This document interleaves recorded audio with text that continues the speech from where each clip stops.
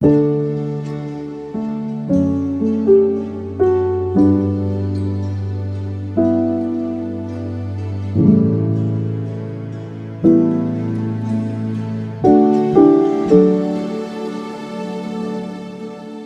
putu od vještog do dobrog novinara, novinar mora razviti osjećanje, razviti svijest o tome da on ovdje govori u ime javnosti, da on tu nije potpisao ugovor ni sa vlasnikom, nije potpisao ugovor ni sa državom, ni sa urednikom, nego da je potpisao ugovor sa onim ljudima, upravo sa onim ljudima oni koji imaju moć, žele da učine bezglasnim.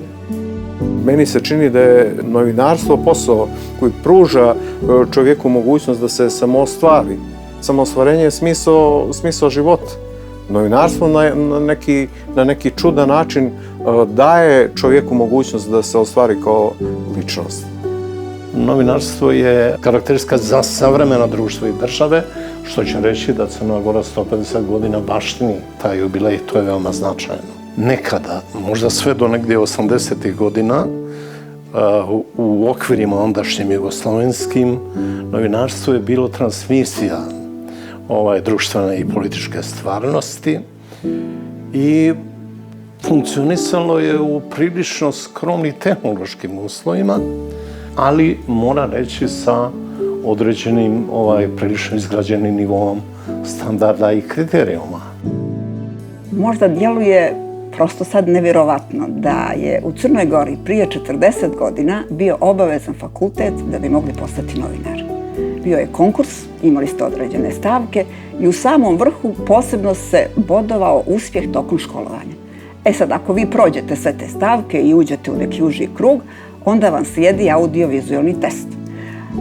Ja se sjećam i danas da sam morala da pročitam neke kineske teritorije. Ja mislim da su bile izmišljene. Toliko komplikovanja da bih voljela da čujem nekog Kineza danas da ih pročita.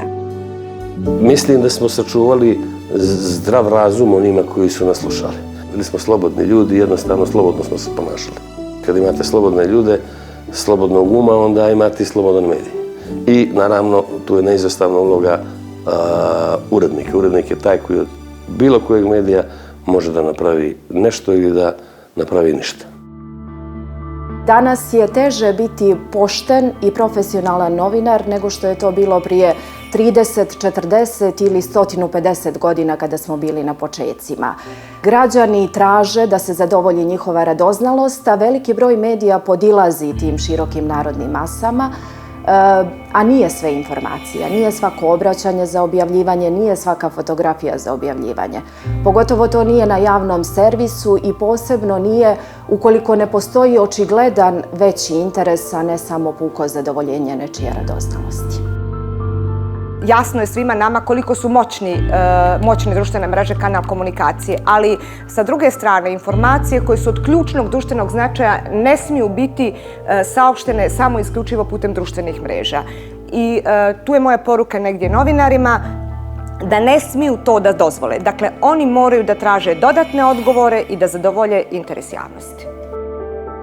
U toj brzini, u trci za informacijama, novinari vrlo često zaboravljaju na onu njihovu obavezu, a samim tim i na očekivanje čitaoca da nam da taj kontekst, da nam da pozadinu određene priče. Znači, to je taj nedostatak analitičnosti. Ljudi na društvenim mrežama su počeli da nas oblikuju. Da od njihovog mišljenja, njihovih stavova zavisi čime ćemo se mi danas baviti u dnevniku ili u novini, da nam oni određuju kojim putem idemo, da nam oni određuju šta je dobro, šta je loše, šta je prioritet, šta nije prioritet i mislim da je to loše. I ako se sa tim ne sukobimo i na neki način ne oguglamo. Znači, društvene mreže za društvene mreže, tradicionalni mediji moraju da se vrate onome što jesu, da budu tradicionalni mediji i da budu ono što i kažu, novinari su psi čuvari demokratije. Jako puno treba da čitamo, jako puno treba da istražujemo, jako puno da razgovaramo sa ljudima, da osluškujemo, da povezujemo neke stvari koje su se oko nas desile i da onda možda nekad sami otvorimo pitanje, i sami budemo inicijatori neke priče. Mora da dobije odgovor na pitanje sviđalo se to sagovorniku ili ne. O drugim aspektima sad, tehničke izrade reportaža, to je već stvar kreativnosti, ali novinar mora da izvlači sagovornik odgovore na važna pitanja i nikako da prelazi preko njih dok ne dobije odgovor. Morate opravdati očekivanja ljudi u smislu da dobiju istinitu informaciju. Lako se sklizne, pogotovo u današnjem vremenu gdje ima mnogo medija, mnogo uglova jedne iste informacije i potrebno je strašno voditi računa o objektivnosti, nepristrasnosti, istinitosti te informacije.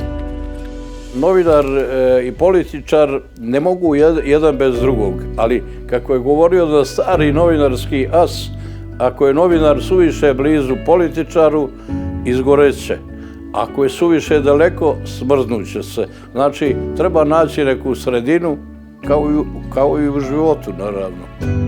Ja se trudim da mojim novinarima govorim, da kažem da nije baš ni dobro biti previše dobar sa političarima, previše dobar sa državnicima. Uvijek se tu neđe može tražiti taj neka uzvratna usluga. Tako da novinar, kažem, osjećaj za informaciju, naravno dobre izvore, dobre kontakte i ono što je po meni najvažnije, što bi jedno od najvažnijih stvari, da ljudi vjeruju u njega, da imaju povjerenje kao njega kao novinara i u mediji za koji on radi.